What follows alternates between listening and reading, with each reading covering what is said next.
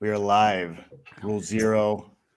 Me and Cappy ready to do some stuff. We're very cozy. You look Very like you got cozy. nice. What do you got? Is that a cardigan? What is that Nice you little got there? cardigan. Yeah, Yeah. it's nice Is warm. it, I'm in the garage, so it gets a little chilly. oh, what is it? 74 degrees in California? Is it that? What horrible temperature are you suffering today, Oh Fitch? man, it's close to 60 in that Oh, range. 60. Oh, It's just. okay. But you know what? The thing is, it's different kind of cold here because they're cheap. They don't insulate anything, No, you're right? right. Yeah. Everything's the walls are really thin. Nothing's insulated. Mhm. Like I don't know, man. It's a scam. It's like they want you to pay a ton of money on heating and cooling and stuff. Yeah. Well, I got a buddy who down in Texas because they had that big ice storm come through. And all of them got caught with their pants down. Like, I mean, their pipes Yeah, froze and they're like, and already people in the South, if you're a Confederate, you can't drive. Terribly sorry. If there's the slightest bit of snow, and you're south of Mason-Dixon line, y'all can't drive to save your lives. You're like, snow. It's like, well, California is the same thing. If it yeah. rains, kind of hard. But I think the engineering on the roadways is garbage out here too. Like there's no. My dad was a civil engineer, and he Mm, had, he was a he ran. There's a city comptroller or whatever, so he like helped with the streets and keep everything nice. The roads they're rounded, really? right? So yeah, a little So the bit. There's a water little bit of a flows off round a cone bit or what? because if the snow and the rain come on, the rain it's got to roll off the street so Right, that there's right. no standing water on the road. Mhm. You're on the freeway here in California, and there'll be a huge fucking puddle, and you go, "Urgh," Oh, like okay. So the municipal roads are designed correctly, but the interstates and the state highways are not. that's what it seems to me like. If Oh, I feel uncomfortable sometimes going 65 on one of the big on like 101 or something because it's like flat and there's standing water sometimes, and like mhm. that's scary, man. The thing that you got to worry about down there, especially in the desert states, like, and this happens when I go down to Vegas. What the real issue is, I bet, is the Vegas. fact that you don't get that much rain, so it never Mhm. washes off the road. Because if Yeah. you're in Vegas, which rarely gets rain, well, you got to think there's millions of cars When it every does day. though, it goes hard because I What's lived in that? Vegas for 2 years. Hmm. And Yeah, like but if it when it does rain, it's like flooding like down the streets and shit. right, but if it just gets a little wet, what you don't realize is that all these cars are leaking a little coolant or a little Mhm. oil or a little this or that, and that is all lubricated so the machines work, and that comes up to the surface. And you might as well be driving on ice and never ride a motorcycle. Never ride a motorcycle if you're in a desert state and there's a little bit of rain right immediately after it. You have to Yep. wait until that shit dries up. And even a car, like I had front wheel drive and I'm fishtailing after a little bit of rain. So that I bet you is what it really does out there. Hey, Paul. Paul So, Hey, do Benjamin in you the house. you Good ride mindset. motorcycle or no? I've ridden. I have one that has been in like restore forever. I don't even know what their deal is. It's I have an old Triumph that I should be getting for next season. So I'll be more into it next season. All I'll right. have Call my Triumph. Will be ripping around on it.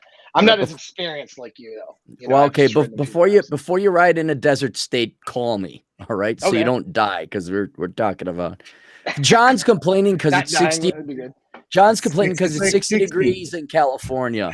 Oh man, yeah, it's the worst. Yeah, so I had to put on a cardigan. Did you see my post with the snow all on the ground that I Yeah, I posted on the did. internet? Yeah. Oh, my mom sends me stuff all the time with that. Yeah. Oh yeah. About Dude, going what part? Midwest. You're gonna I be used to, in I used, you in San Diego or are my you parents. close to? I'm from Fort Wayne, so I'm from Oh like right. it's like 45 minutes from Michigan. Oh yeah. I know where you are. That was your old stomping grounds. That's cool. Yeah, But 45 minutes so from you Michigan, 45 minutes from Ohio, like right in that corner. nice. Ohio is. Oof. There's It's a a weird state place. with not a lot going on in that one, No, man. I it gotta really. Ohio is the Florida of the Midwest.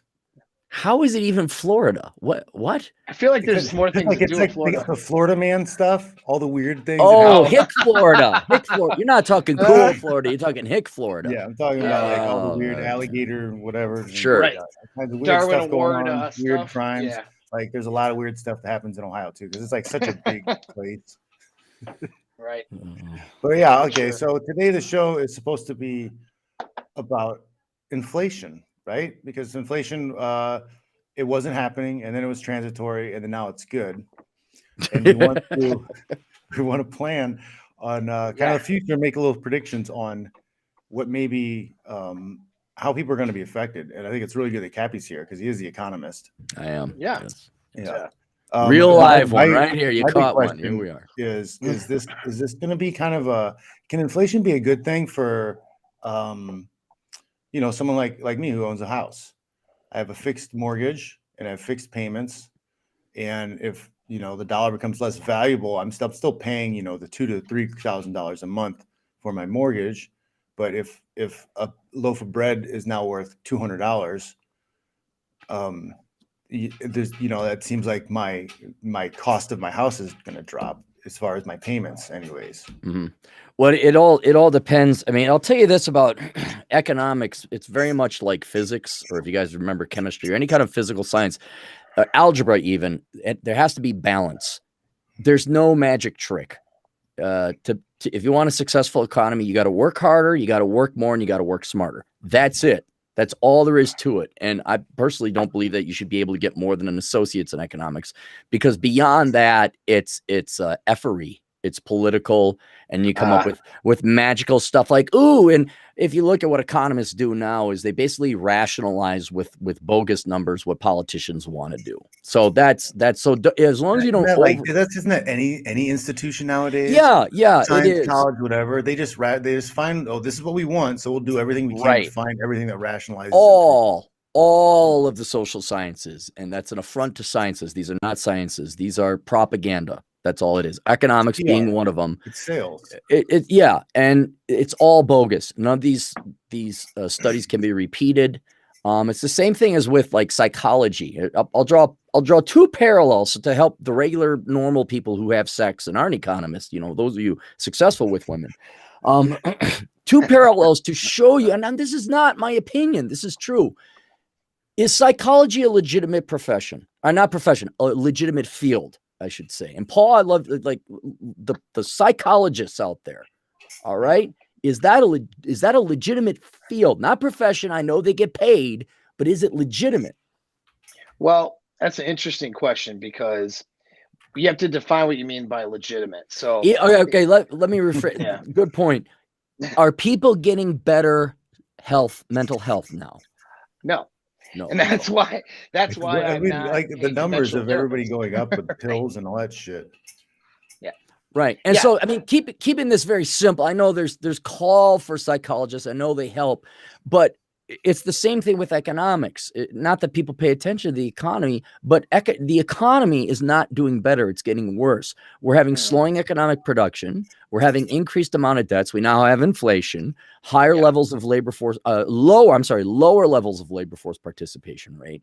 And so it's the same thing as psychology or any other kind of the social sciences, where it's like, we have all these advanced doctorates and publications and research. It's like, well, then why is everything, is everything getting worse? And it's a failure and proof that economists are frauds. They don't know what they're doing. Just as I would argue most of the psychology professionals are frauds, or they don't know what they're doing. I agree with that. Yeah, because I mean, there are psychologists and counselors and social workers, because they're kind of in the same sort of tier, but just three different legs of that do help people. And where psychology can be good is the research, like doing research, although what they choose to do research on and what they don't choose to do research on is oftentimes politically driven, but you get, I mean, the research and clinical trials and stuff like that, when done properly, that stuff's good.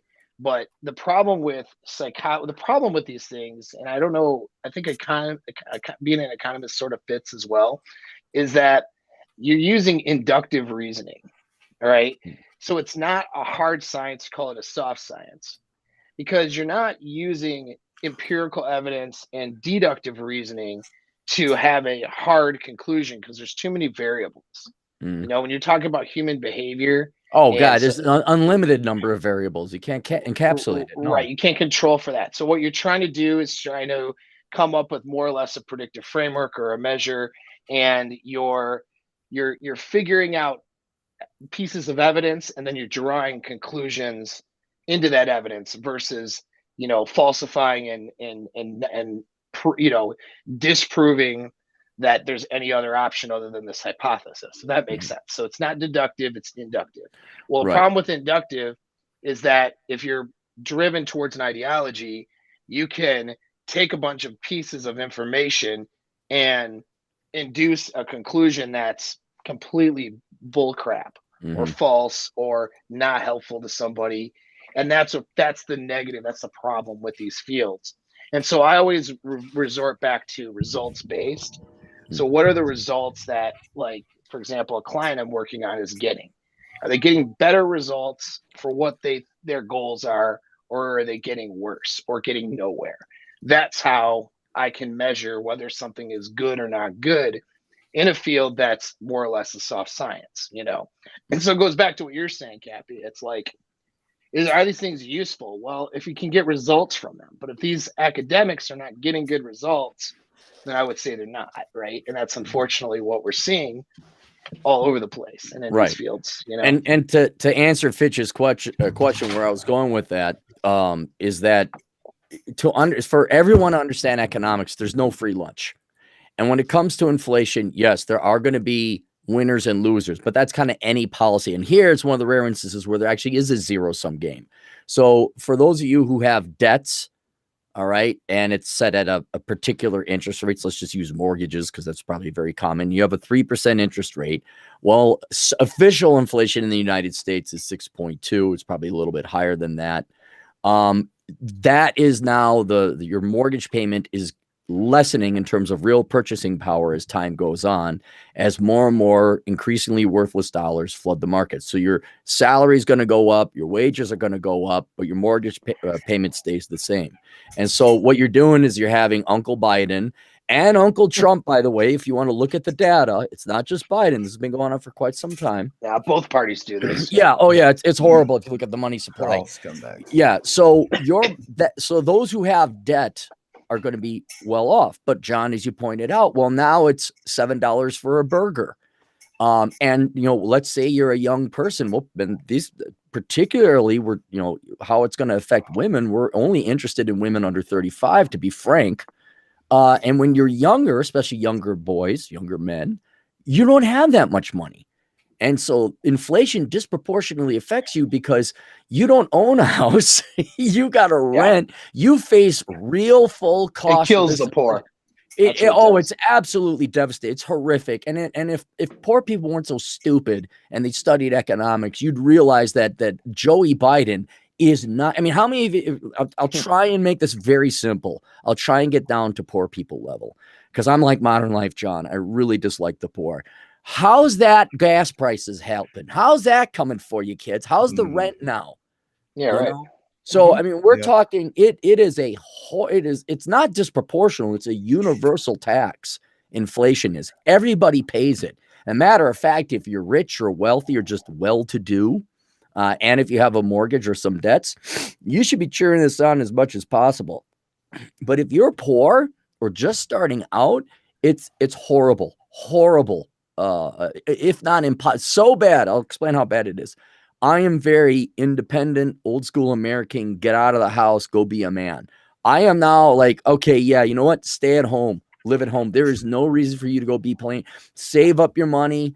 Go rent an apartment or a hotel. If I might get laid. Okay, get a hotel. It's cheaper. Airbnb.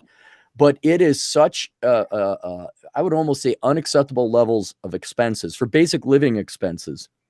That it really throws a wrench into both men's and women's dating strategy. But inflation in general, yes, there's no free lunch, and people are finding that out right now.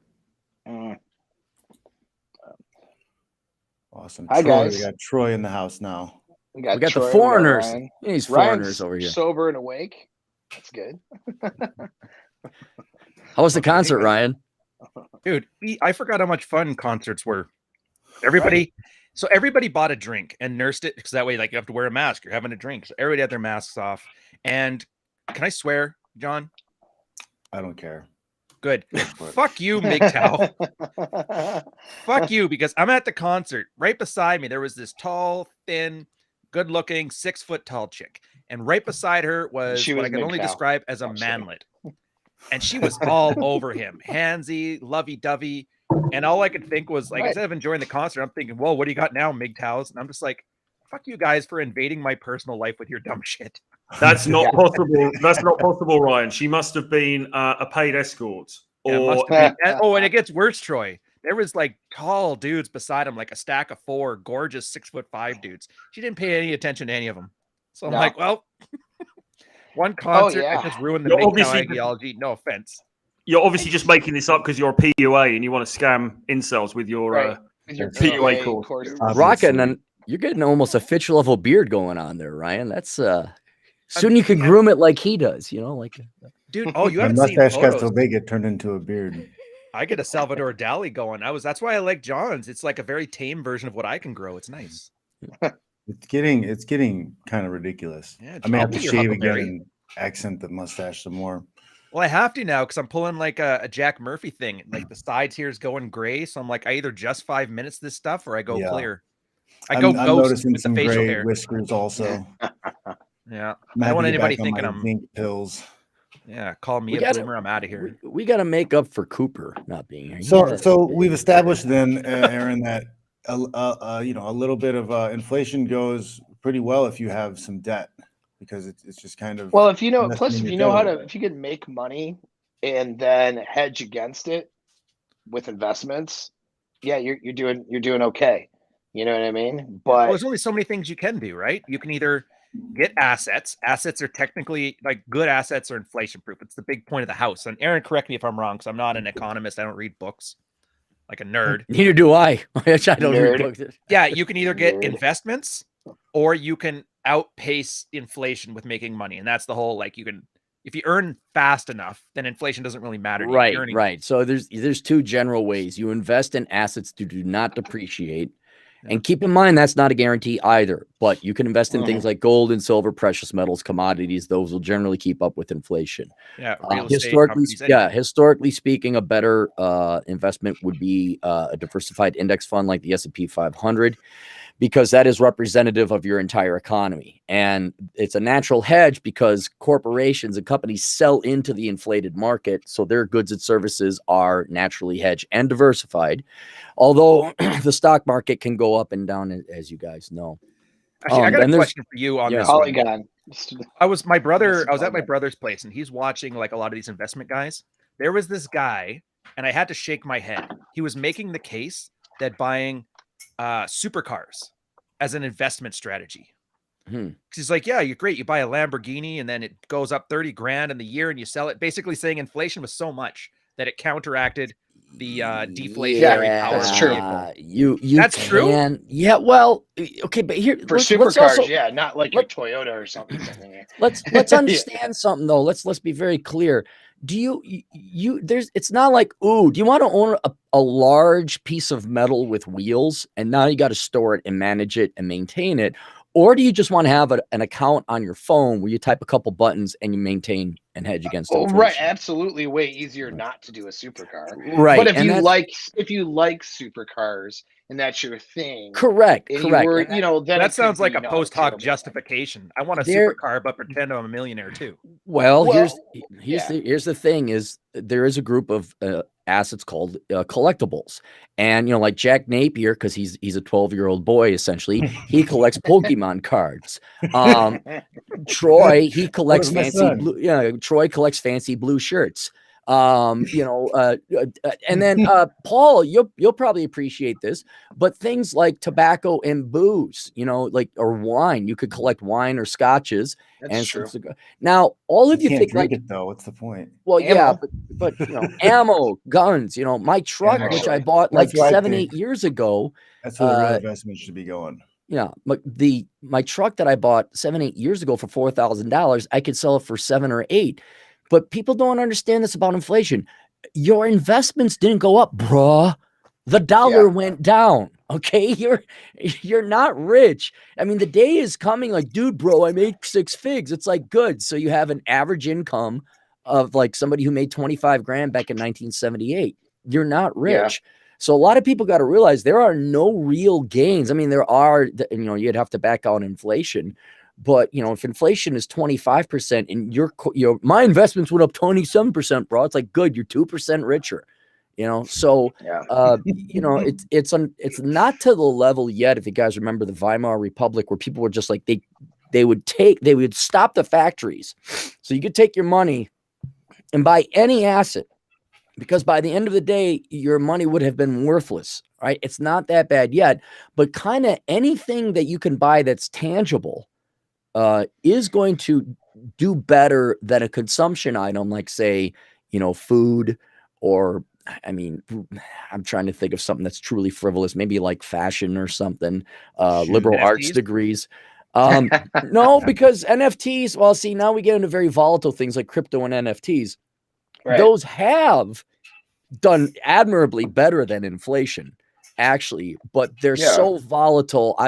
Those are not ones you want to, I mean, sure, invest a little bit to be diversified, but they're new is what they are. And right now they're going through what's called price discovery, where everyone kind of buys or sells, and we try and figure out where it should be. So, I mean, I'm all for owning crypto, and if you want to do NFTs, go ahead, or, you know, buy Pokemon cards. Sure. Why the hell not? Be Jack Napier. But you should have a diversified investment portfolio of, you know, stocks, bonds, real estate, and precious metals and things like that. But Cappy, Watches, the I was Boiler Republic saying. was a bit of a laugh, though, wasn't it? Because there was all like everyone was banging hookers and partying and all that kind of stuff. So is that such a bad thing? No, but certain watches are yeah, this is watches are a Rolex Sea Dweller. So I like, wonder, if you is buy there an this- ultimate problem with the Weimar Republic that happened a couple years later? I don't think so. It was a No, lot. nothing Everyone was having bad a laugh. There were more hookers in Berlin than there are even today during the Right. Weimar Republic. Everyone was having a good time, and then Hitler came and spoiled it all. Yeah, that's Right. what I'm thinking. That might be that, what do they call it? A consequence or something like that. Anyway, that answered your question there, Fitch, about diversifying and investments and inflation. No, I mean, no, it's good. It's Good. a silver lining, I guess, you know, but this well overpriced house already that I live here in California. Ugh, At least I'm dude, getting I a little didn't bit of never a want to discount, live I in guess. California. I but, don't even know how you do that. I don't have a choice. Oh, that's right, because you got your I don't have a kids choice. and It's stuff. either that or abandon my children.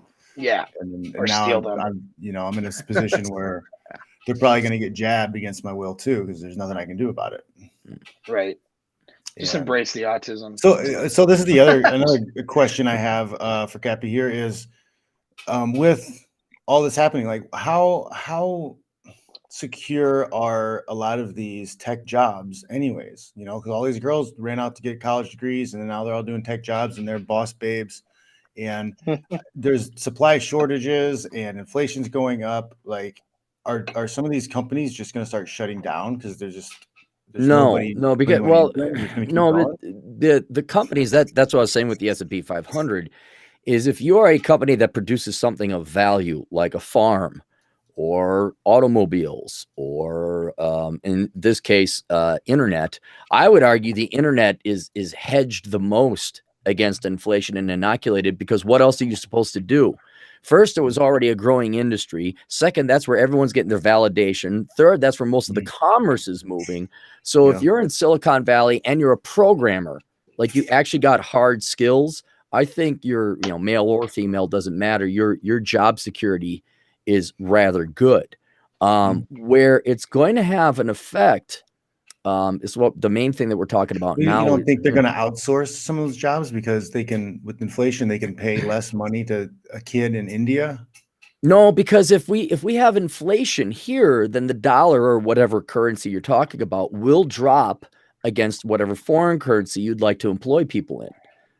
So in this We're particular, in like a global thing, though, isn't it? Is there global inflation, or is this really only happening in America? no, it's happening pretty much all over the Western world. Everyone's been printing off money. So, but as to not, I would say, let's not overcomplicate the analysis with introducing exchange rates in foreign countries. To simplify your answer, one, they've already, whatever they've outsourced to foreign countries, they already have, which is typically lower level programming in the case of IT. And the higher level software development, they either import labor of highly specialized foreigners, Indian or not, and you're here in the United States, you get your HB1 visa, and you make a lot of money.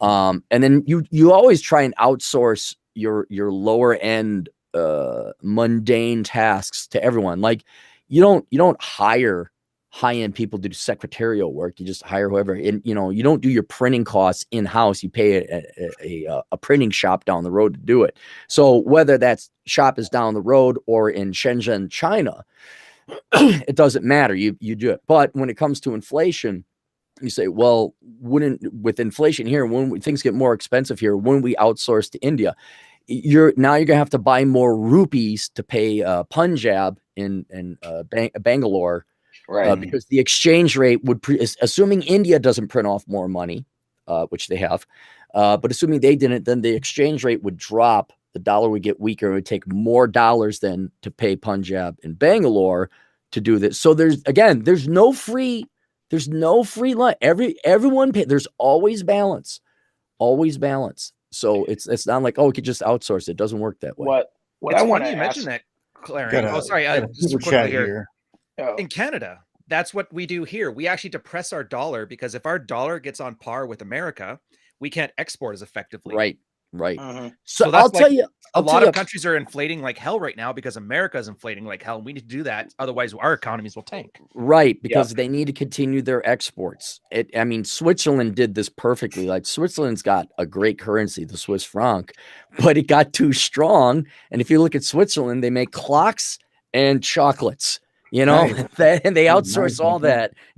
That's so it's interesting if you throw into international, but domestically, what we're really looking at, especially as it's going to affect men and women and dating, I'm going to say it's going to be what we're all talking about right now, and that is the housing market. Because and here we're going to have to go into some more boring economics.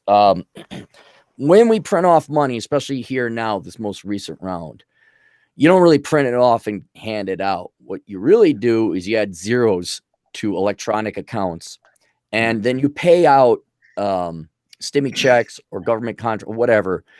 Where is the first place that money goes? Before you give it to either a soldier or a defense contractor or a piece of crap welfare mom, where does that money go? Its first stop is where? X? No. You're the government. You got digital currency, right? How do you pay your You mean through banks? Through the bank. So it goes to the bank. And banks, what do banks do with the money? Lend it. They lend it. So if you want to figure out where inflation is going to have the most immediately, where inflation is going to be first, you got to say, okay, where do banks lend money? And the largest share of money that banks lend out is housing. And so I know this is a circuitous route, but I want to kind of connect the dots so we all understand. And right now, for people who want to date, you're usually under 40, you don't own a house. So already you've lost out on the inflation there. Also, what's the number one expense that young people face? Pretty much everyone faces. Plan B. No, that's cheap. No. What's your number one expense? Put up your personal budget. What's your number one Cocaine expense? and alcohol? What's the No. Rent. Lodging Rent. is your number one expense. really? And as that goes up, this is going to have a horrific warping effect on men and women. Because, okay, now you're priced out of the lodging market. So an increasing amount of men are going to be living at home, which I recommend you do. An increasing amount of women are going to be living at home, but no guy gives a crap about that because we don't care. We want what's in between their legs, all right? So girls already, he lives at home. Stop voting to increase inflation, all right? Stop it. Then a lot of guys won't live at home. So what I think is going to happen is just an exacerbation of what's been happening already. And that is you're going to, one of the rare instances of the rich are going to get richer and the poor are going to get poorer. And so this divide between guys who are living at home and a fewer and fewer percentage of men are going to be able to essentially live on their own. And then you're really lucky, or you were smart with your investments, if you own property and now you get to ride this inflation wage and then you have your own place. So this is, I think it's going to put more younger men living at home because you simply can't afford rent, women too, but it's going to whittle down the percentage of men who women are going to deem dateable or worthy of them dating. And so, I know Fresh and Fit talk about you got to be on Instagram, you got to be a top 10%, that type of thing. That this inflation is going to contribute to that further polarization. Mm-hmm. That makes so sense. getting into that top 10% is going to be even harder. than before, because being a financial Chad is going to be more out of reach of the average dude. Right. And there's some ways you could hedge against that. Like you could major in engineering or STEM or something so that your wages are naturally hedged. So then you do have the purchasing power after you save some money to buy a house. Not that that's the end all be all or something like that. You could also invest in crypto. If you were one of the crypto bros, you've done very well. Although here's the irony. And this is another curveball we got to throw in, as Paul was talking about. There's all these other variables. How savvy do you think your average girl under 30 is about finance? I mean, you know, you could tell girl, like when I bought a house, the first house I bought, I was 24 or 25. I mean, it's I not was a smart financial investment to buy. Yeah. I mean, the only reason Really? the only reason I got this house is because I bought way back then and built up equity over time. Do you know why girls slept with me? Because I was a dance instructor. Because you're Nothing ravishing good looks. And Yeah, your they- incredible love, your incredible Your love-making incredible skills. style. You're soft and Okay, all right. Yeah, I got it. Yeah, thank you. That's enough explanation. Because you got that. They didn't give a damn about. They didn't even know what a triplex was. They didn't know what home equity is. Most of these girls don't contribute to their 401ks. They don't understand what taxes are.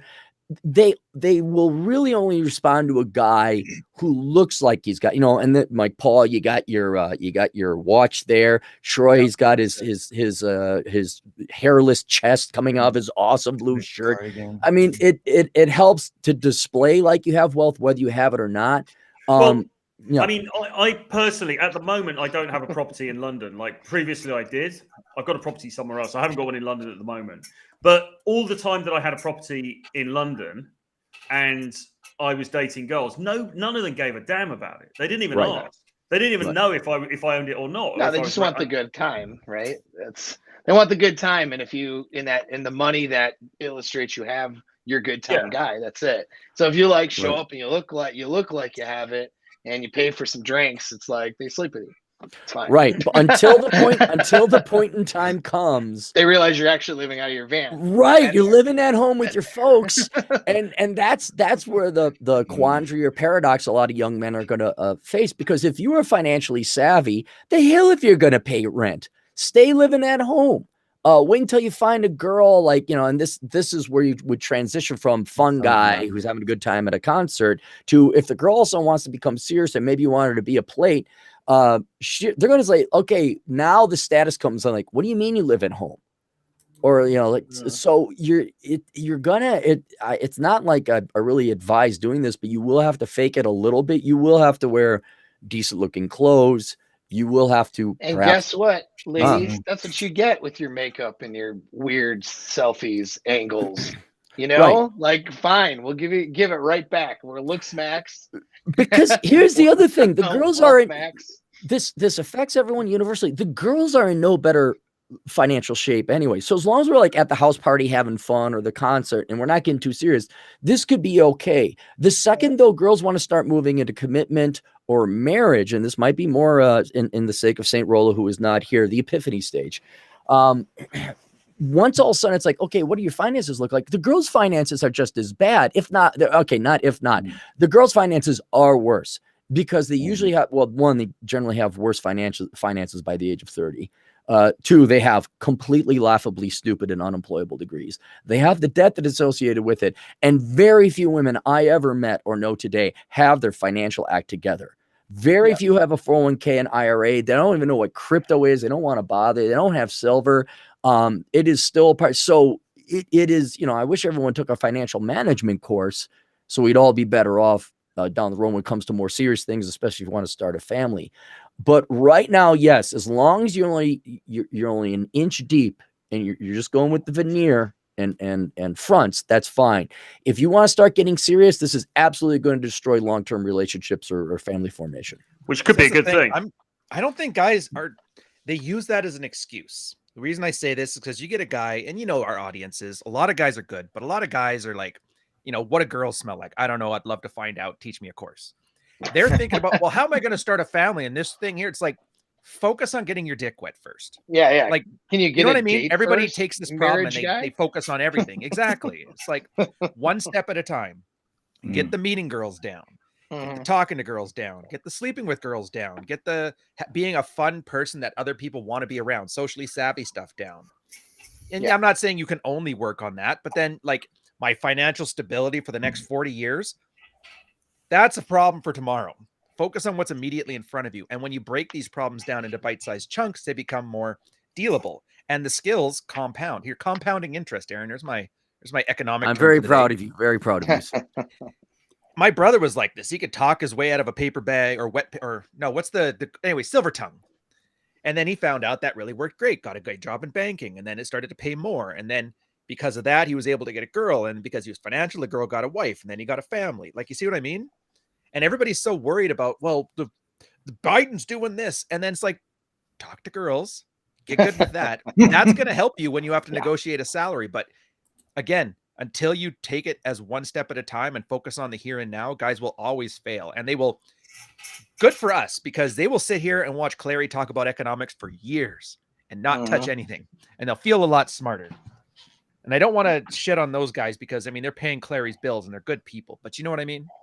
I don't have an ending to this point. It's going to ramble if I keep going. So I'm going to move the camera off of me and put it on the rest of you guys. Well, it's back to getting results, though, right? I mean, we got a super chat saying that Cappy is the hero the West deserves. So I just want to make sure everybody. I don't know if it's good or bad.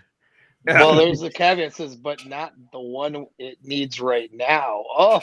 So what am I, like Lucifer? I'm coming here to punish everyone? Because he can take it. So what does the inflation do to the student loan debts? We're just gonna write that off. Student loan debt for some kind of art. Well, it helps any debt holder. Let's put it that way. Okay. So, like, if you got a credit card debt or a car would it be loan, smart for somebody to run out and get a bunch of debt right now? Well, yeah, because I've actually switched that position. Normally I was very anti-debt, like kind of a Dave Ramsey. And then worth of debt and buy Bitcoin. Well, no, okay. Now we're going risky. Now we're gambling. But no, buy Bitcoin and credit card. I think that's I said that with the sailor dude was saying that the other day on Tucker Carlson. He was advising people to sell, stocks and then go into debt and buy the crypto. Well, okay. I don't recommend that. I don't provide any financial advice, and neither should anyone else. But I can say safely that if inflation is 6.2%, like right now, my mortgage is 2.8. And normally I would be trying to pay off my mortgage as quickly as possible. Hell no, absolutely not. No. Yeah. And so I was paying extra on the principal for a little bit. And then once inflation started kicking up, I was like, this is stupid. I'm not right. And so if you got debt of any kind and it's lower than inflation, you just let that be. But if you don't have debt, and you could get a super low interest rate, which you can because the banks are awash with cash and their cost of borrowing is very low as well. A lot of people are like, why are interest rates lower than inflation? Well, because the banks don't borrow their money at the rate of inflation. They borrow at a much lower rate. You may want to do that and invest in a diversified portfolio. Now, keep in mind, as the prices can go down, we can have a stock market crash, the housing crash. There'll be lots of crashes, all right? But at minimum, you don't pay off your debts early. You let inflation erode that away as long as that happens. And then maybe you invest a little bit into a diversified portfolio of assets, a real estate investment trust, an index fund. Now might be a good time to go buy your silver. I always recommend people have 200 ounces of silver. If you want a gun, now, I mean, in some sense, if you've been good with your money, you got my blessing as the world's foremost economist with a hat. Now is maybe the time to go get a gun if you want it. Do you want a nice watch? Go get that nice watch. Do you want one of Troy's fancy shirts? Go get the fancy shirt. Just don't go overboard with it. But now it's not exactly Jack, we always pick on him, but he got himself a collectible Pokemon card. Do it. Do you want some artwork? Well, I mean, good for him. Whatever. People make you happy. So it's Christmas time. Now isn't the worst time for you to maybe go buy a nice thing and treat yourself. I mean, jewelry would be a perfect example. Let me explain it. Maybe this will. So any kind of precious metal jewelry, like let's say you really want a nice necklace or a nice ring or a nice watch. You're going to lose a lot of value due to the craftsmanship of that, but it's still a precious metal. So if you wanted a nice watch or a nice gold ring or a nice silver necklace or whatever. Now might be the time to do that. Now might be the time to do it because you are kind of, in one sense, diversifying into precious metals and you're covering your bases there. But you're also getting a physical thing you will get use and value out of as well. And if the inflation, if your credit card rate or you're using a home equity line to buy it, you're paying 3.5%, and Uncle Joe and Uncle Trump are going to print off 10% more money. Well, they're essentially kind of subsidizing the purchase of that thing down the road. So don't go ape shit. That seems like that's gotta collapse at some point. But what you could do is think about this. You could buy rings, gold rings in bulk, right? Just and then give them to your OnlyFans girls, right, as presents instead of just paying them money directly. It would be like a good hedge. You know what I mean? And then they'll notice you. And then they'll For love foreigners. Actually, I will say one thing too, Sonic and giving out Troy will know gold this. rings. As a Canadian, arbitrage is like the best thing ever. Case in point, all my stuff, my online business stuff set up, pays out in US funds. So right there, I get a 30% uptick on anything I do here, dollar for dollar. I think a lot of people underestimate just like the differences between markets. That's why outsourcing works, because a US dollar in India is like 1,000 rupees. So it has a huge amount of spending power. And if America is throwing out money left, right, and center, if you're outside of America, get your shit in US funds. Americans won't care. They're paying everything in US funds. They don't know what the exchange rate is. They'll buy $10 of things for $10 for you. That's 13. Great. So and I'm not shitting on Aaron's thing. I think that's a great thing too for me. And I don't know, maybe this is a bad opportunity cost decision on my part, but I can do whatever I do and ignore all of these very solid fundamental things because every dollar I get gets plus 30%, and inflation has not gone to 30%. But it's simple. It's easy. I can't fuck it up, That's pretty good. I wish I could do that almost. Well, I think you can, because there's still the euro is more expensive than the dollar right now, is it not? Yeah, it is. I don't know how much though. Not 30%. You know what I mean? I wonder how much that is. The euro is stronger than the dollar right now. But here's making payments in crypto is something that's crypto's another example. One crypto is worth way more than $1. Right. People take so if you only get paid in Bitcoin, and as Bitcoin goes up, deflationary currency will always be worth more than inflationary currency. That's by nature of it. But there's always examples of arbitrage here and there. Just take advantage of them. That's true. Yeah, that's good. I don't know, Claire, you got something smart to say to add to that? Because I'm guessing here. Yeah. Because I love doing this to you, Ryan. I love saying, oh, that's cute. Guys, just go be currency traders. Just go be a hedge fund manager. I'm not saying currency trading. I'm saying I'm going to be a currency take advantage of the advantages. Well, yeah, but that's what I'm saying. It's not that simple because then the markets can move on you, and it's not like, oh, $1 will buy 1,000 rupees in India. Okay, I'll get 1,000 rupees, but what do the rupees buy in India? And this is a very common misconception people have is like, oh, a rupee. Oh, I'm 1,000 times richer in India. It's like, no, what we're talking about is purchasing power. Modern Life, John, he's in the chat room. $1 gets roughly 100 yen. Well, a thing of ramen noodles is 5,000 yen. This is where what's called the Big Mac index comes in, or the purchasing power parity index comes in. But I don't mean to bore people, but it's not as simple as like trade crypto, bro.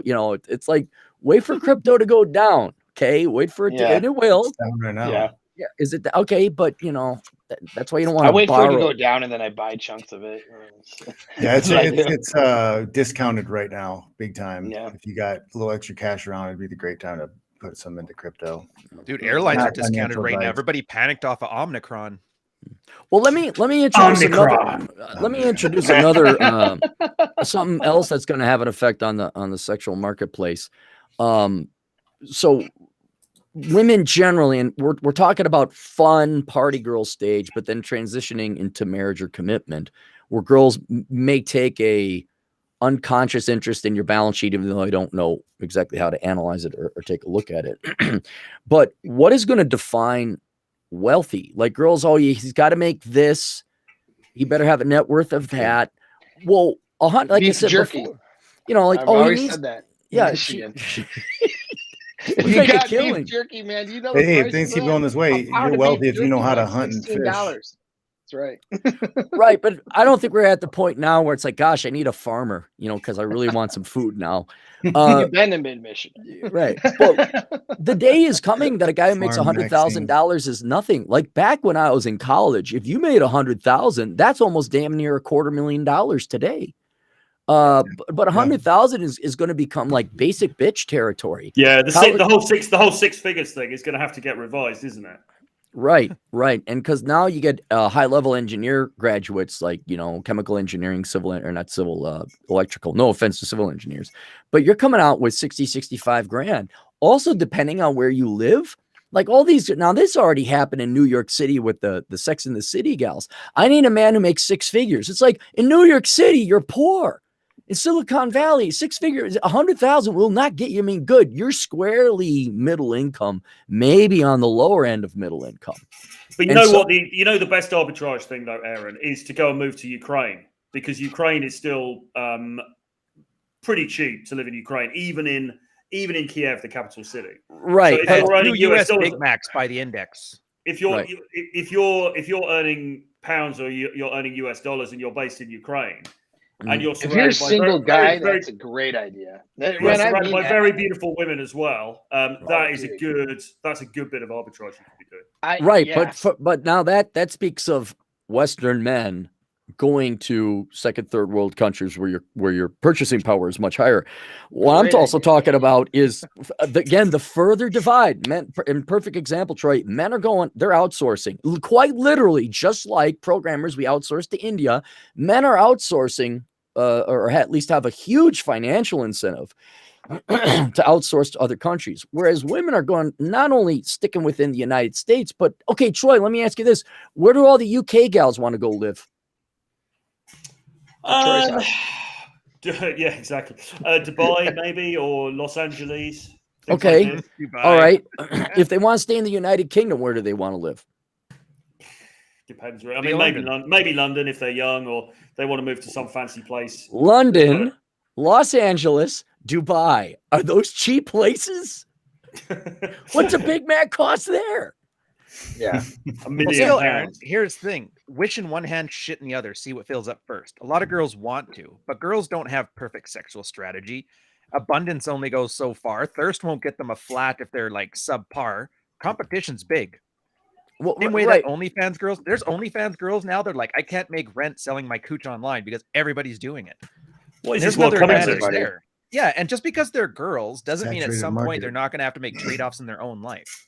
Right, but what I'm pointing out is the trends that are already happening now. The inflation's good. These girls want to go to the big city, wherever that may be, domestic or foreign. Well, your rents are going to be super high, and I'm power boss girl, and I got my shit. Look out, here I come. I'm a pro. Yeah, you make your 120 grand in Dubai. That's like making 40 grand over in Fort Wayne, Indiana.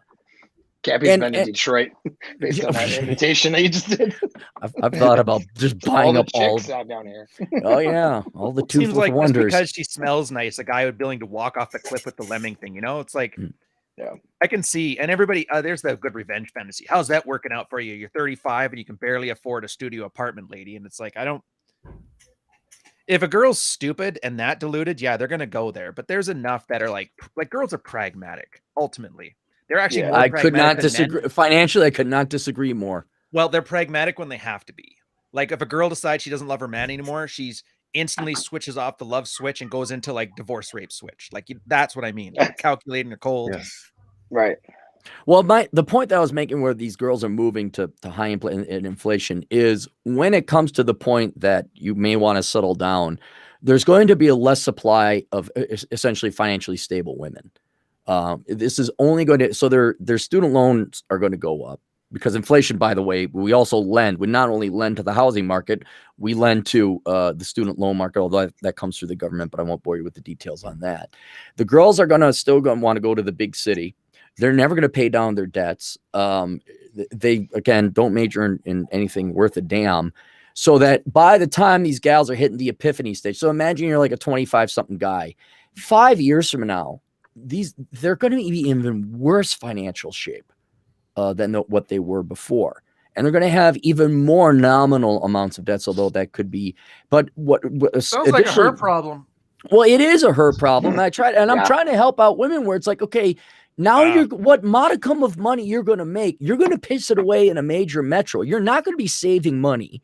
You're not going to be investing in crypto or precious metals or diversified portfolios. Some will, and God bless them. But my larger point is that this inflation will basically have eroded and taken all whatever savings or money away from women that they could have saved it through rent. But does that just mean in a sort of inadvertently their requirements for men will go up because the dude now the 6-figure guy is not enough. Maybe she needs a 7-figure guy. Right. So that's going to have a knock-on effect in terms of her expectations. Actually, just a small point on that before. My friend is yesterday he was on the dating app, and he says this happens a lot in London. He's on the dating apps. He was getting some back and forward with one girl, whatever. And she said, "What do you do?" And he's an actor. I mean, he kind of, he doesn't get much work. He's not like a famous guy or anything like that. And he went back. He kind of knew what was going to happen. He went back to her and said, "Oh, I'm an actor." She blocked him. And apparently that happens quite a lot. So is this just an example? Because they know, he's an actor. Okay, well, he's not Tom Hardy, right? So they kind of know that he's going to be sort of like the income's going to be up and down, probably not very much. Instant block. Is that just a manifestation of what we're talking about? Well, I think that's always been there. That has nothing to do with economics. Girls just want to have a guy with income, and we can argue. Again, we're talking the difference between party phase and now I want to settle down phase. All right. So yes, that's going to continue. I think over time, girls will kind of stick. There's things like how price stickiness things are. Girls in their mind, because we've been so conditioned so long, 6 figs, I need a guy that makes 6 figs. Well, if after living in New York City or Dubai, like, dude, 6 figs doesn't cut it. I need a man that makes, 250 or whatever else. But at the same time, what I'm saying is because girls are going into inflated markets with rent is basically the big parasite that's going to suck everyone's wealth away, especially the young, if you live in a major metro. These girls are going to come out into the epiphany stage even worse than they are now. More debt, nothing to speak for their degree. Even if they are gainfully employed, there's not going to be anything. And then also, just I hate to be so dark. Gainfully overweight. Well, we don't even have to introduce weight into this. But let's say you're a girl. You have you didn't graduate with a degree in engineering or accounting or something wise. And now rents are going up. And you can't possibly live at home because you need the party girl lifestyle, best of YOLO, all that. What's your only way to do this, to pull this off? Selling what you got. Selling what you got. And so this inflation is also going to trigger, for lack of a better word, prostitution, whether that be digital through the already has been. I mean, well, it's been yeah, already on an uptick. right. And a lot of people don't understand that inflation has been going on in asset prices long before Biden got into the office. We're talking about sure. we're talking about and they have resources. Women have resources now too. Soft prostitution is normalized. They don't call it. I mean, I don't even know why I'm calling it soft prostitution, because you're getting paid for your companionship. It's prostitution. Right. But we have all these terms for it that illustrate the difference between a streetwalker and a college girl on Seeking who, emotional distance. Right. You know what I mean? But what are they doing? They're still selling themselves, and they're selling their bodies. They're selling their companionship and usually selling their bodies at some point. They're usually, So talking about inflation. Did anyone see that Fresh and Fit the other night when that girl got thrown off? And she was like, she was an Instagram girl, and she was charging $10,000 a month, and everyone was like going, man. Everyone in the chat's like, man, are people really paying her $10,000 a month? Somebody is. Well, I mean, because to look at her, let's say she didn't seem to be worthy of that price. But that's the thing. Everybody thinks the hottest girls get the most money. No, there's a huge market for approachable women. Like this is attainable. It has that delusion that it's stripper game. This is bad. This is 90s stripper game. Yeah, it is a stripper game, but it's digital. It's the stripper that remembers your name on Saturday when you come It was the girl who convinced you that like she really likes you. That's what it was. She's gonna spend time with you. She makes room for me and make sure that so back in my younger days, I used to date a lot of these strippers. I used to run strippers, right? Paul? And, you dated strippers? No way. Military man going after strippers? No way. Now here's the thing though. Like I was the dude that was having fun and banging them and stuff. And what you would do, they would go out, like if I was hanging out at the bar or whatever, they'd come hang out, or and they, if they just met me, they'd be like, "Oh, you want to dance or whatever?" You just say, I'm not that guy. Why don't you need to go make some money off of these guys over here. They come back and see me. And you basically turn into like almost like the little pimp, right? And so she'll go off, and what she's doing, you watch what these girls do. It's like they give the illusion of genuine desire, and these guys pay for that. That's what they're paying for, is the illusion of genuine desire. And sorry, I was just going to say, there's something to be said for actually thinking you've got a chance with her. Right. And so therefore, sometimes the slightly less top tier women, the guy thinks, well, maybe it's possible, and that, I think that illusion helps. And I'm going to say, like, so like, let me say, I said this on my show yesterday, I'm going to say here, is that a lot of these girls, these Instagram girls, and these girls showing up on Fresh and Fit are not as attractive as some of your girls just in. Some chick in middle America with a Bass Pro Shop hat on and an Under Armour shirt, just like going to find a guy with some beef jerky. She looks better naked, all right, than a lot of these girls who are showing their bodies off on these sites. The difference is they're playing the game and making money, and guys need to feel desired, where that girl with the Bass Pro Shop hat on, that's going to look like better than those girls naked and be hotter and all that. She's just not paying you any interest until she finds that guy with enough beef jerky that, hopefully a plaid shirt or beef something. Beef jerky crypto, tattoos. It's coming. Larry, here's another question for you too. So we're talking about this stuff like a vacuum, like girls are like passively riding the rivers of economics. We kind of got in this position, and I know it's the fucking talking point about suffrage, right? Girls got the vote. Girls tend to they're more of a voting bloc than guys. And so a lot of the welfare state increase, I think you've seen the numbers, haven't you? Female suffrage, welfare state running in tandem. This problem happens. Inflation's killing the housing market and that. How is anybody going to predict how they're going to nag the government to change some policy for their short-term benefit at long-term detriment? Well, but you know what I mean? Like, this whole thing might drag out. We'll be dead by the time that the end result happens. Yeah. Well, you nag the government to do what you want through voting. Right. Now, here's the thing. Guys could do that. The problem is guys aren't a voting bloc. Like, there's like ethnic groups that are voting blocks. There's women that are voting blocks. Guys vote all over the place. Okay, but so women will always win the vote, because even at 50-50, those 50% will vote generally in the same direction, while guys will be all over the map. All right, I'll one up you on this. I did a video. People can watch it on my channel. The title was what's the saying? Politics is downstream from culture, and I said, but culture is downstream from pussy, and that's what it is. And not all men, but most men will acquiesce to a woman's stated political beliefs or community, like women as a group, like, okay. And you can see this even, not even sexually, but take a look at corporate America, largely still ran by men. Oh, what? Women? Oh, God, we can't wait to promote whatever you want. Oh, okay. Free this, free that. Okay. Yeah. Oh, well, look how woke we are. Oh, my gosh. We just, we got rid of the tampon tax. So men will bend over backwards for women and agree with them politically or for whatever other capacity for pussy.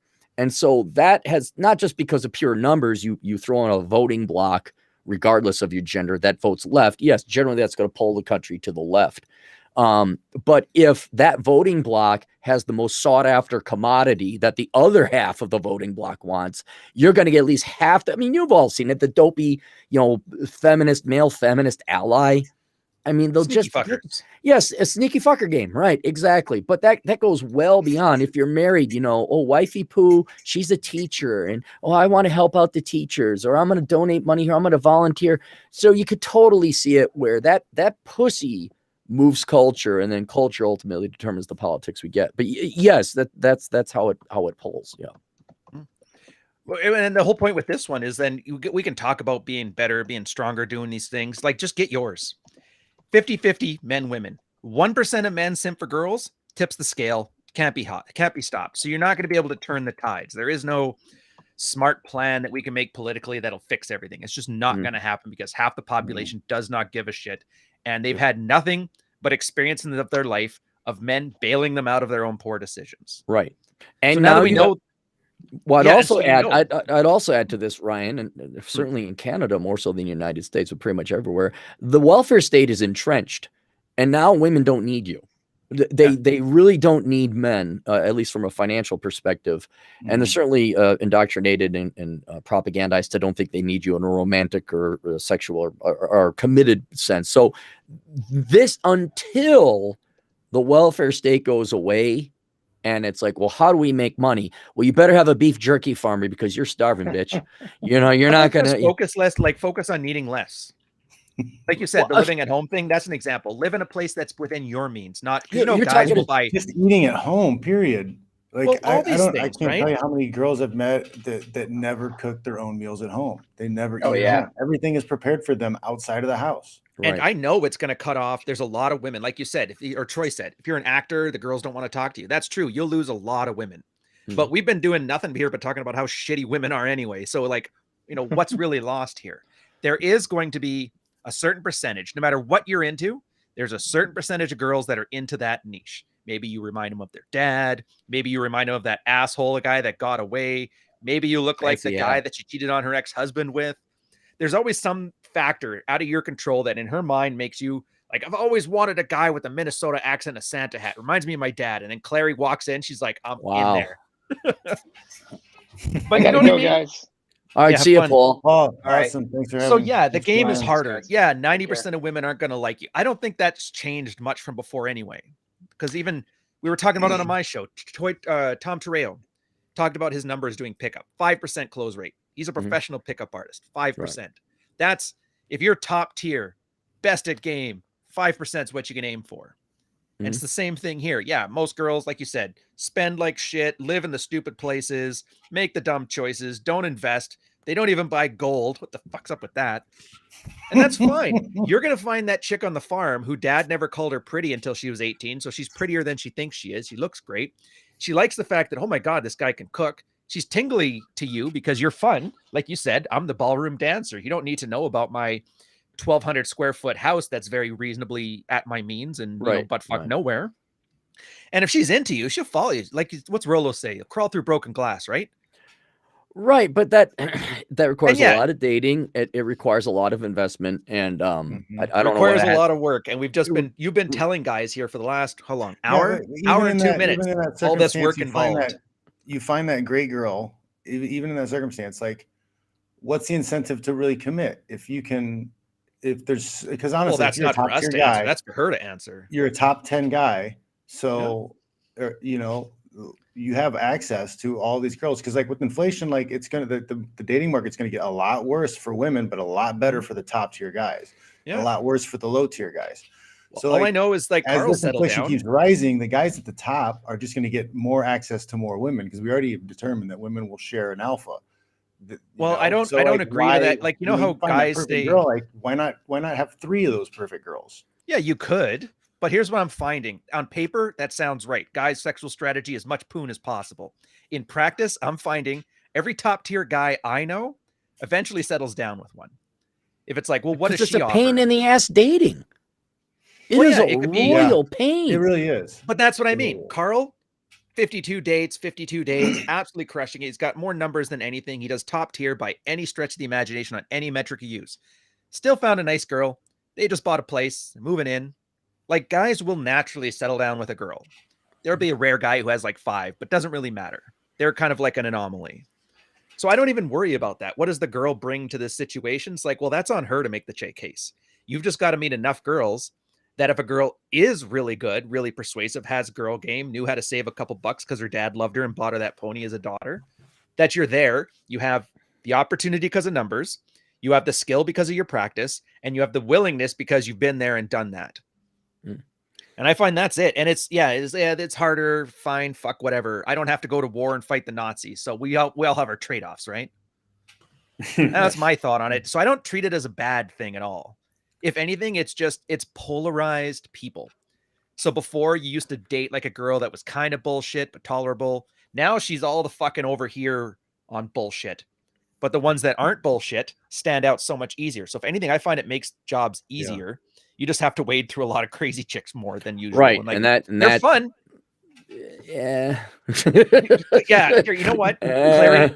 I ask you for story time. You can give me 10 stories off the top of your head about some crazy chick, and it's a great story, and I'll laugh constantly. But Yeah, you'd be my like, I ain't never going expense. back Yeah, to it's it. really funny for everybody else. Yeah. No, dude, I love bullshit stories. My whole book is written about bullshit stories I that do happened like to your me. book, The Fook Files. I love it. It's a very But good that's It's the a point, very right? good Like, book. yeah, we'll laugh at you because we've all been there. It's relatable. It's like, oh, all these Yeah. guys complaining about women ain't shit now. My and kicking them off stepdad their has some great podcast. stories about Vietnam. Doesn't mean he wants to go back and relive them, you know? Well, that's the point.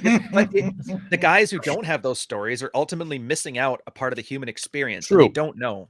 And they tend to think everything is horrible. It's like you haven't seen horrible till you've met a girl take But one of your kidneys, kind of right, thing. right. But here's and we all need that hand on the stove experience. But as it pertains to this topic that we're having today, government interference with the relationship between the sexes, largely brought on by, or at least certainly accelerated by women's suffrage. I know you say, well, there's this nice farm girl, da da da. Yes, but I would say because the government basically takes about 40% GDP now. That's how big of an owner it is, and it's Yep. up everyone's ass everywhere, from education to this to that. Those number of girls are dwindling very rapidly because without the government giving it basically from womb to tomb, these women would also have to have their own experiences, their hand on the stove, and they would form and galvanize into quality marriageable women, or at least certainly higher quality women than they are today. So I don't think that supply of women where dad taught them the basics of a RRSP in your case, or 401k, and here you're going to learn how to milk a cow or ride some pigs or whatever cool people do up in Canada. You got starting 5 years old, the state has them in kindergarten. Yeah, but how many guys are you competing with? What You know what I mean? That's guys true. are fat and they're on weed all day. No offense, John. I know That's you do true it for too. gains, No, but you're absolutely right. I'm merely pointing out the economic effects of how it's basically making everybody worse. I mean, yeah, the stimmy checks didn't really increase the dating pool of guys for women. I mean, now they're all fat playing video games even more than they were before. well, I argue it's just turning that curve into an uncanny valley. A lot on the shit Correct. end, a lot on the top end. Right. And that's why I said Nobody's it's in the middle. polarizing. Yep, it's Yeah. polarizing trends that have already been happening. Yeah. But that's great, in my opinion, because like to be top tier, we've done the thing. What's the average man? What's he got? A 42-inch waist? He's 50 pounds Oh yeah, overweight. no, yeah. Like it's not hard if you're willing to make some sacrifices, put in a little bit of work, and make some smart choices to get out of that. Right. And then all of a sudden you're in the land of plenty. I don't know. Especially because we're older. Yeah, dude. we're older. See, now you, me, and Troy, I think, Fitch, how old are you? You're the youngest one here, right? I'm 43. Oh, that's right. I forgot. Nope, You're still old as I'm fuck, the even though youngin'. you look great. I'm Yeah, the okay. youngin'. You're still the. Because I date young women. Yeah. Well, you were married and kind of out of the thing. We all are, I mean, Troy probably has the most recent dating experience. And for what I've seen with my clients and just kind of watching, it has changed. It's gotten worse, but it was not, I don't know, maybe you had a better experience, Ryan, but it was not fun. When I look back, it was torture. Well, I think that was the fun part for me, though. The torture. I think that's correct, Yeah. though. I mean, me and Ryan have often sort of talked about this because you get all these guys on, so Twitter or whatever, and they're like, "Oh man, the dating scene's so messed up these days," and it's like, yeah, but all of those same dynamics were happening back in the 90s or whenever as well, or the late 80s. It wasn't a barrel of it wasn't like an easy ride then, really. Right. I mean, yes, Yeah, okay. and you could say it was 5% worse than it used to be, but we didn't have Tinder back then. You had to. Well, we used to have shoe boxes with like phone numbers written on it, on napkins and lipstick, and you had to remember the number. Hey, bucket. Hey, and you tied an onion to your belt. Don't wash your pants before you take the matchbook with the numbers on it. But the you get the number out, and hypergamy two of them always, are blurry. You got to like go through the whole series of things to see if you can find those two numbers. What were you gonna say, Troy? I'm curious. Hypergamy has always been in play. I mean, that should be no surprise to anybody, right? I mean, hypergamy's been in place since, I don't know, since humanity's been alive. I mean, you've just got to read the ancient Greeks, you've got to read Shakespeare and so on and so forth, right? Humanity was definitely in play even when I was a lad. I mean, girls would want the what they regarded as being the apex guy. That hasn't changed. The only thing that's changed is we've now got all these apps and these crappy phones that we're carrying around the whole time, and it's possibly amplified it a bit, or maybe made certain aspects of it easier. But the fundamental dynamics haven't changed, and I don't think dating was particularly easier back in the day. I mean, in many ways, because of arbitrage in the sexual marketplace, dating is now easier than it's ever been before when you think about it. Because, you know, guys also can use the dating app. So we can, you know, the dating apps are tricky for guys, but you can still be maxing it out on the swipes. You can travel to other countries much more easily than you used to be able to. Easier than it's ever been. You know, I mean, okay, COVID's put a spanner in the works, but in general, you know, it's cheaper and it's easier to travel than ever before. I mean, you know, you could be living an incredible lifestyle these days as a single guy. But you do have to get off your butt and, you know, make some moves out there. Now, my question is, are we talking dating or are we talking finding a girl and committing? I was Her job to make you want to commit. I was talking dating more there, really. Okay. Yeah, it's not your job, Clary, to settle down. It's her job to make you want. No, I totally understand. But I just think that, and we're talking two distinct markets. Like if you're dating, yes, it's never been easier, and you know you could go out and certainly. And Troy, you and I have talked about this, where you know everyone's like, "Oh, it's so impossible to meet the girls." And when I came out with that book of numbers book, which I don't have a copy of it around right now, the model I came up with is like, yeah, volume. Volume was the number one thing. And that it statistically was the number one thing you could do to putting forth the effort. What the point that I am making is both because I would say online dating with social media in general, but certainly the welfare state that has drastically lessened the quality and caliber of women as well as men. Once you want to start getting to a settle down stage. Well, there's going to be a lot of losers in this game. Would you say, Aaron, would you say in your view then, you think the settling down bit, perhaps that was somewhat easier, you know, back 20, 25, 30 years ago? Doing what down a bit? What was that you said? The settling down bit, you know, finding a long-term partner, that perhaps was easier. There's more incentive for it, I think. Right. Well, I mean, first there was no welfare state, so women kind of needed men. And I'm not saying that was good or bad because you would hope things would be voluntary. But it's not even necessarily the welfare state as much as it is you can't have life put on easy mode. You don't grow. You don't become a mature adult. Basically, you got people in their 30s who've never supported themselves and therefore kind of have a stunted growth or arrested development. And if you've been living at home with mom and dad or off of the government and whatever capacity, you're not really able to be a mature, responsible adult enough to handle something like marriage or commitment, and certainly not family. And so, you know, you have, and this has nothing to do with putting life on easy mode, but you cannot also deny that institutions, whether that's school, college, media, certainly the Democrat Party here, movies or whatever, have screamed at women that they do not need men and that your career is the number one important thing. So I know it's never been easier and things really haven't changed on a fundamental level, but the latest, I would say 2.5 generations or crops of gals that we've raised have certainly been worse when it comes to being full-grown adults. Let's just put it that, having real jobs and real skills, and therefore becoming commitment quality women. Same could be said of men. Men also have had it on easy mode as well.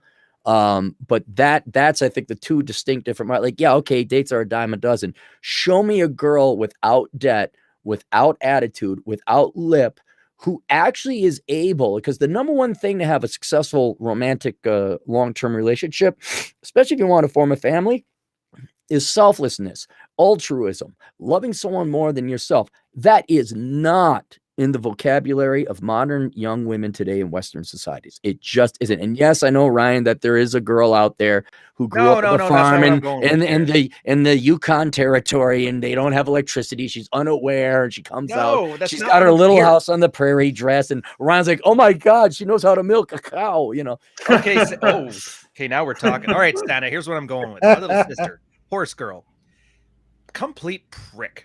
Like huge prick, because she's tall, she's lean. She was like 17, went to her high school graduation. She called her grad partner a giant bundle of sticks in front of everybody, made him laugh. She was a bitch to everybody. And she was like 21. Finally, she met this nice white boy, nice guy. And he told her to shut the fuck up one day. And she shut up. So my point here isn't that, yeah, women are this immutable, irredeemable thing. I'm saying for a lot of girls, incentives work. most things a girl has heard in her life has always been because a guy wants to get in her pants. They will say what she wants to hear. They'll say what she thinks she wants to hear. They'll give her the moon. Do you know how many girls hear the word no? There's some girls that don't know how to spell no. That's how little they've heard it. And I'm finding for a lot of times when a guy says no and stands up for himself, if he's got the other attractors there, the girl starts to change her behavior. So like you said, there's a girl with a bitchy attitude. Well, if you get a top tier guy who tells her to shut up and he's not putting up with that stuff, and yeah, it sounds mean, but for the most part, she will because she wants to be with him.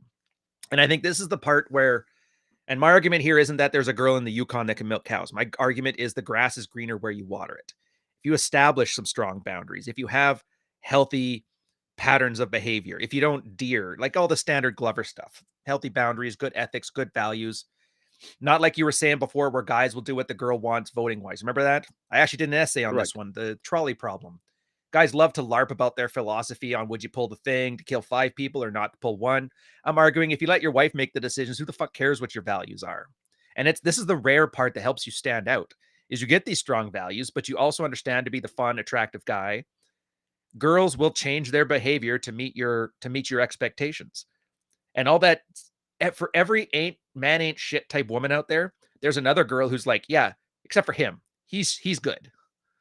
And they'll calm down, and then you can start fostering the behavior that you want in a woman with the other girl, and she does it because she wants to be with you. At the same time, she'll have wants and needs from you, so you're going to adjust a little bit too. And if you're okay with those trade-offs, that's fine. Like I said, my girl wants me to brush my teeth twice a day instead of once a day. I'm like, yeah, it sounds good, fair enough. But you know what I mean? It's not even that you're trying to find the rare one. It's that you found enough girls that you can spot one with some potential, strong boundaries, and she'll calm the fuck down. It's the taming of the shrew in me and Rich. Do you remember Rich Cooper? He used to be here. He's a tall fellow, no shirt, beard. I don't know if you guys remember he had him. that book. I loved his book. It was the book that was almost as good as really mine. good. Yeah, almost as good as mine. Really yeah, good. Right. You should write. Yeah, you should write a book. You think I should write a book? You think I Write a can? book. Oh boy, well, I don't would know. read I just want to stay and play video games and jerk off to my prawn. That's yes, there is. Me and Rich were talking about this one time. It's like, do you train them? Is it your obligation? And he's talking about setting boundaries, none of which I actually kind of disagree with either. And I there don't is want a to certain say train either. It's kind of like incentivized because you can't tell women what to do. Everybody knows that. But you just say, if you want with me, this is what you have. This is my boundaries. And then they can choose it or not. Absolutely. And I know it's a semantic distinction, but I want to make it there. Right. I would still argue that after 50 years, half a century, the raw material, and it's a great analogy. Grass is green where you water it. I'm arguing after 50 years, the genetic quality and composition of the seed has decayed to a certain point that you're going to have. My seed certainly is. It's, but you're going to have very few blades of grass coming up now. Yeah, it's hard. And so it's harder. I'm not arguing with you on that one. I'm just kind of like shrug my shoulders. Well, what are you going to do? Right. And what I'm saying is it's not just water and seed. You need dirt. You need all these other things. And in the context of what we're talking about with inflation and prices and everything, it's just making a more of an impossible environment for that seed to germinate. The government's not going to help me get a good wife. I have to do it myself. Those sons of bitches. I wish it was my dad's age where the government assigned me a good, I never really trusted in these institutions to say, help me out anyway. So I kind of expect it. Maybe it's just my low expectations where I'm just like, eh. But on the other hand, but it's always the guys are like 28 that bitch about how back in the day, the church used to make sure my wife kept her knees closed. It's like, did they though? I've never seen it. I've heard of it. Not really. There was plenty. Infidelity's been around forever. Trading up's been around forever, and so on and so forth. But I mean, isn't this whorehouses back in the day? Exactly, exactly. I mean, London, it was full of hookers and brothels and stuff back in the Victorian times. But isn't this just an argument for guys to to enjoy the decline, as to coin the phrase? Better than being why miserable not about it. Why is there always all this sort of like, oh, how do I find a good wife kind of stuff, particularly from the 28-year-old guys on Twitter? Why isn't it more like, well, I'm just going to date until I'm 60 and then just go out with a bang? I mean, why does it have to be this sort of tradcon fantasy the full time of like, oh, why isn't it like how it was back in the day? Why not just take advantage? If a girl wants to lock you down, she will make the effort. Yeah, but I mean, I genuinely think that if you wanted to as a guy, and look, we're the canaries in the coal mine here, so maybe I'm testing this. I don't know. We'll see what happens. But I genuinely think as a guy, you could go through your life until quite an advanced stage just dating and just kind of having a good time. Why do anything more than that? Why do you have to, think, oh, yeah, well, like really, should settle Yes, down I at some tell point, them do the no. right thing and all that. Why not just Jesus take things acted as really they are and nicely, enjoy though. it? Well, here's another thing that you're hitting on, Troy, is you're going to have to do that.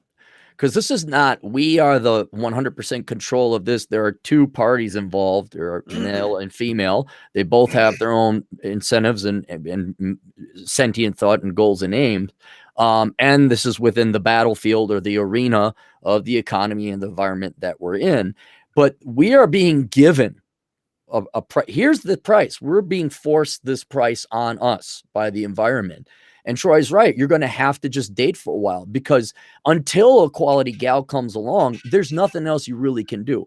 Yes, looks Okay, mad. so Yes, here's the women all- problem with the quality girl today. Here's a really good super chat here. And he's saying that a woman will be submissive for a guy she perceives as high value to get him. Once she gets married, she will hammer him in his frame until he turns into a beta.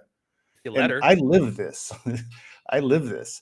I got married. I dated the girl for 6 years before we got engagement for a year, got married for 7.5 years. But like the second we got married, it was just like a different person. And I vetted her and put her through the ringer for almost 7 years before we got married. And the second she got the power of the ring, ball bets were off.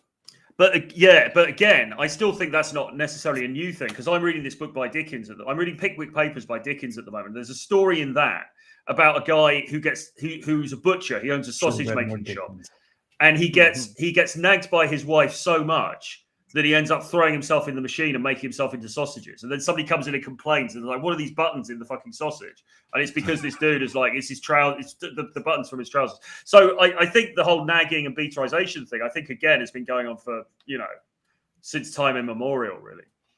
The battle axe wife. Everybody remembers that reference. That's as old as time. Again, but I kind of find this stuff comforting. That shit hasn't changed. It's still there. Like Cappy would say, the fundamentals are strong, even if the price to earnings ratio is all fucking weird right now. Wow, I am actually impressed you listened to that. You do care. I actually Look read at your that. books. He does I listen care. to you. I actually like your Santa hat, okay? I don't care what the girls say. No, I only chuck shit at you so the guys can understand how to do banter like a real man. And you're the Is that only a one that doesn't get all onesie? sensitive. Is that a fucking onesie? better God's be. sake. No, it's not a onesie. No onesie.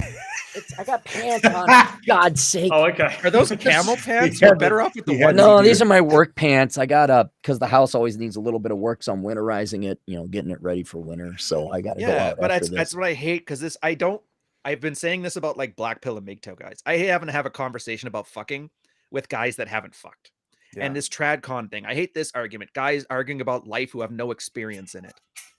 And then what do? They point to cigarette ads in the 1950s saying, that's what we used to have. I'm like, no, that was how they got those guys back then to buy cigarettes, by promising, hey, your wife can make a barbecue for you on Saturday instead of sitting there drinking booze and having Xanax all day. The 50s couples were miserable. They invented the dishwasher. Girls got bored, started popping Quaaludes. It's like, that's the tradcon life. Did you ever wonder why divorce started right about then? Because after the Second World War, guys were tired of putting up with shit and girls didn't have to deal with it. So there was the no whole Valium tradcon thing. ideal thing. Yeah, why can't it be like it was in the old days? Like, do you want it that way? Like polio was in the old days. We got that now. Are you happy with it? Only thing we're missing is the iron lung. Instead, we got those stupid detention centers. But it's just, you can't.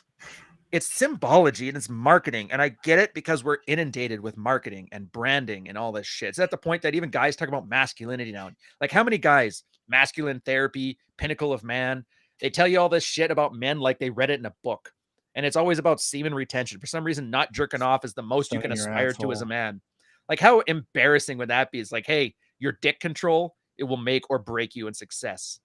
And these guys are 10 times as big as all of us combined. So I'm like, fuck. Stop looking at these symbols. Stop looking at Plato's cave. Talk about the shadows. Which shadows are more masculine? It's all shadows. Go outside, touch grass. Like Aaron said, there's some fundamentals here.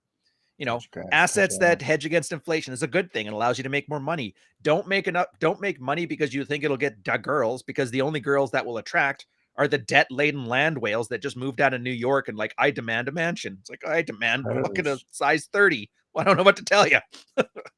Or I guess size 6. That's the girl size. I demand a size 6. So I'll give you a mansion when you give me a size 6. What's the American size? Size 12. That's the average now. Size 18. How fat are girls now in I don't know. I just go BMI. I don't even know what size pants I wear. I don't know what Can't size. fit your hands together on them. Yeah. I'll tell you this. I don't know if I ever told you guys this story, but I got to get going here pretty soon. I used to teach ballroom dance, and one of the main reasons, aside from money, that I ended up stopped doing it. Do you know what it was? Hurt your back? The women were getting so fat you couldn't do certain moves and you couldn't dip them. Every dance you have to end with a dip. Otherwise, it's not really a dance. And you would see these mousy husbands with their just rotund wives come in. And all of a sudden, men had back problem. Oh, I got knee problem. I can't do that. It's like, no, you got a 300-pound wife, you asshole. That's why. And it was a weird transit. And I'll shut up after this. But like in the 90s, it was great. All this hot young trim. Every girl was in their toes. It was wonderful. And then they went away. And then what ended up happening was a wave of boomer divorce. And it was all fat women in their 50s. And soon there were so many more fat women without dance partners because we would rotate partners. And if they didn't have a partner, guess who got to dance with them? Me. And it was physically taxing because you can't dip a 220-pound body without doing something. Like going into jiu-jitsu practice and weighing 160 pounds and grappling with somebody who's 220. Like, absolutely, Fitch. It's exactly like that. You come out, you're like, oh God, I feel like crap. But yeah, it wasn't that bad, but it was pretty bad. So the women here are just they're fat. There you go. Let me ask. I guess you got to go, but I'll ask anybody this: how many of those dudes with the fat wives have ever said, "Honey, you're fat"? Cut out the food or like slap the ice cream around. Well, I didn't see that happen. I mean, I just mean as a general, like everybody here has friends. Some friends have fat wives, some don't. How many of them do you see going? So few, so less than 1%, because men are cowards and they don't tell women that. Yeah, exactly. Like imagine that honesty. That'd be awesome. And you could see it in the dancing where the woman. I don't know if you guys knew this. The men lead. Not because they're stronger or leaders or anything. It's because you need to have one person lead the dance and you have to have another person follow those moves. You are executing a performance. Both roles are of equal value.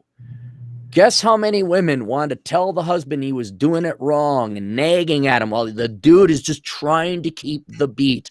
It was something like common as fuck. Oh God, it was like 75% of the time. And I literally had to go in politer terms, say, lady, shut the fuck up. You know? And then I would grab my dance partner and I'd have her dance with the guy. And I'd point out, I say, you see what she's doing? She's like, I don't get it. What's she doing? I'm like, she's not talking.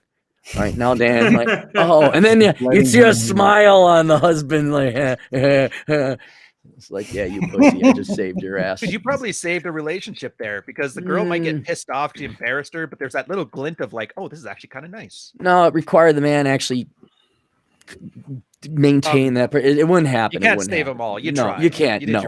I'll tell you this. One of the greater things that I saw was you could see like where it was a good lead, good follow. And they never had dance experience before, but they would pick it up on the first night. And maybe they weren't doing a billion moves, but by God, they were on beat. And he would pre the do and she would follow. All of them were good looking for their age, whatever age they may have been. And you knew they were having sex still.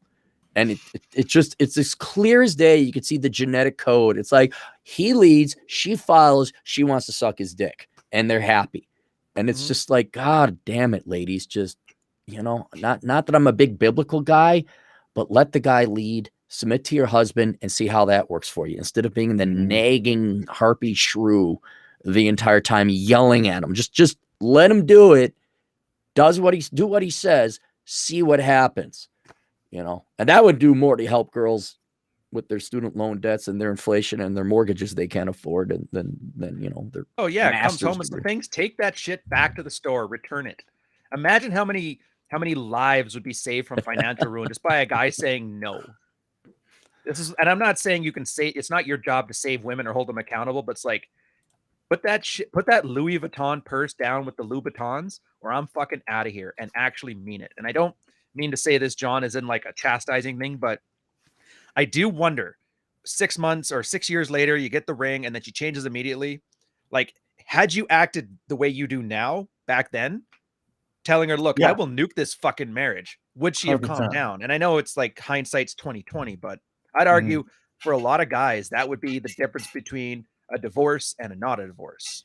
It's Yeah, the old. I It's think that's the big the thing, was me not putting my foot down enough and hard enough. Yeah. You know, her whining and nagging and bullying me to get control of the finances. That was And I get it's hard because you love her. And it's like less than a month after she did it, it was nonstop complaining about, I can't believe I have to do this. I'm just like, yeah, it's American Beauty. All you should see American Beauty. serious? Every young man Like, should see American You Beauty. would not get off my ass about having this responsibility, and the second you got it, you can't stop complaining about it. yeah, and I get it because like taxes, which takes me a 3-day weekend once a year.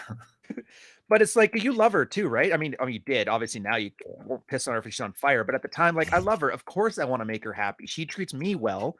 Why wouldn't I? And I think that's the problem guys have. They don't hate their girls enough. Like, hate her a bit. It's like, no, you can't touch my fucking taxes. No, you don't get my UFC prize money. And if you don't like it, don't hit your ass on the door of the way out because you're paying for it. That's a great, great Ryan advice to finish off with. It's like, oh, sorry, not to finish off with, but great Ryan advice. It's just like, listen, you don't hate your girl enough. It's marriage counseling. Just a little bit. You just need and I'm not joking. I know it sounds funny, but I'm not joking. A little bit of hate keeps you sharp, keeps you from accidentally sabotaging it by giving your girl everything. So now she has nothing to want for. Yeah, a little bit of hate keeps off the weight. Hey, there you go. I'm like a child too helps, because like if I would have looked at it in that sense, you know, it's like my kid's like, I want to drive the truck. I'm like, nope. You're not right now. You're 10. It's not mean. It's not malicious. It's just matter of fact. No, if I give you everything, you're going to complain about other shit. So at least with this, we know what you're complaining about, and just go complain over there. Hey, real quick, and then I got to get going. Have you guys ever seen McClintock? We'll wrap it up. That Long sound time, familiar. old show, right? McClintock. It's with John Wayne and Maureen O'Hara. It's a Western version of tape. Go watch McClintock. In the end, he spanks her at the end. It's great. It's the perfect finishing. It's a beautiful play. I mean, it's a movie, but it's based on a play. But that's it. I got to get going. You guys want to wrap it up? Yeah, sure. Yeah. All right. Let's start off with Troy. What do you got going on, Troy? Cheers, man. Thanks for having me on.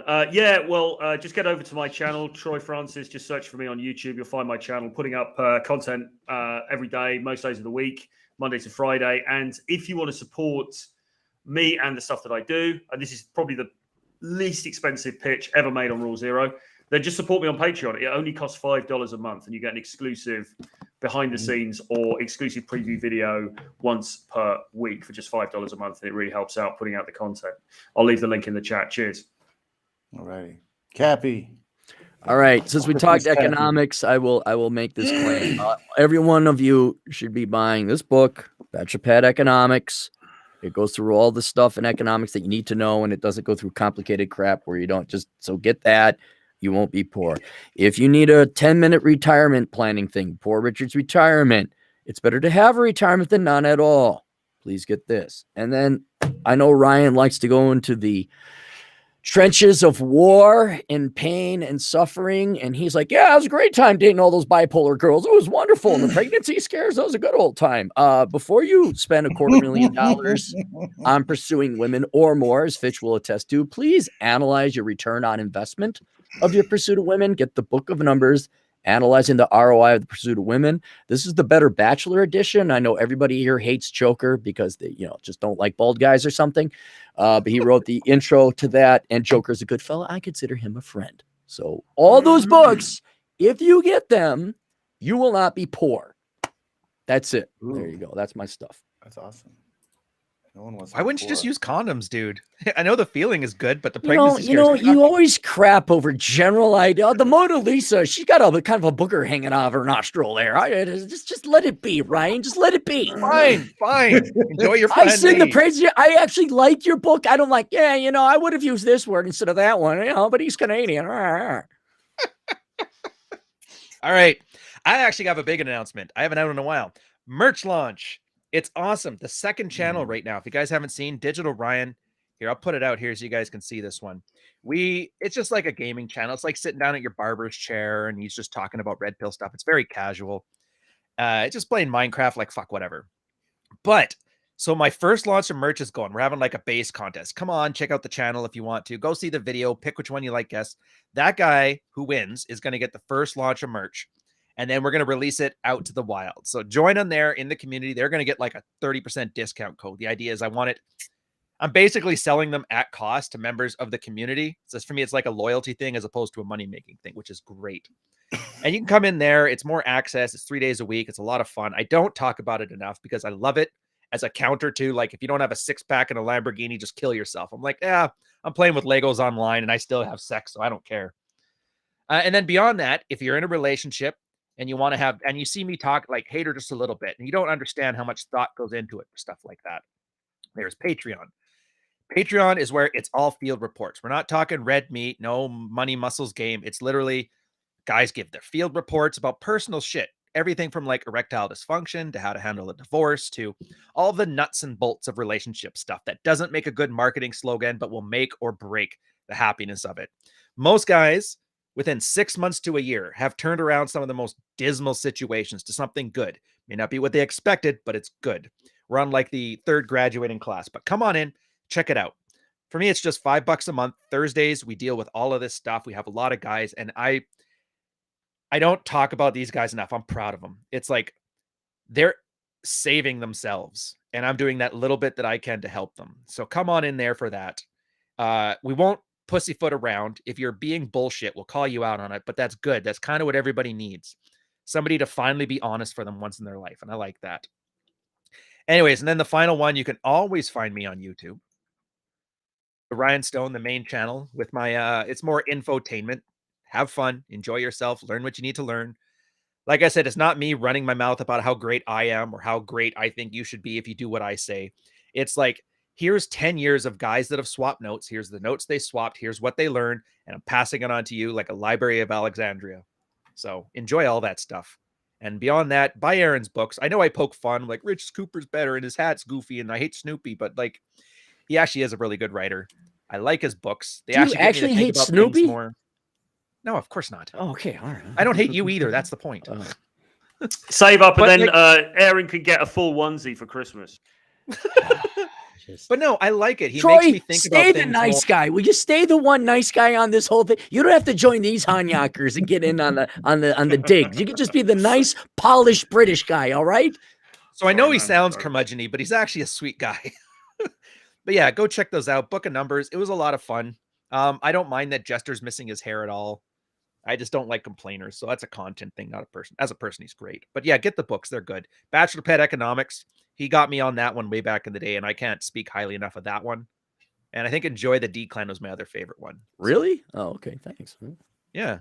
Anyways, that's all I got. So my pitch was half pitching to Aaron. So that's all I got. Good. All righty.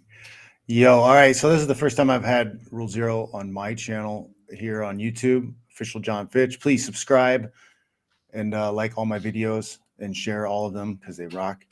I have a weekly podcast show I do Sunday nights, 7 p.m. on the left coast. And tomorrow I've got a good one. I think I got a good one. And I'm going to talk about the big compromise. You have to watch and find out what that's about. All of my links will be in my link tree in the description of this video. So check those out. My free intro to practical self-defense is in there. So look at that stuff. And thank you all for tuning in and watching. Love you much. All right, guys. All right. See you guys. Love you too.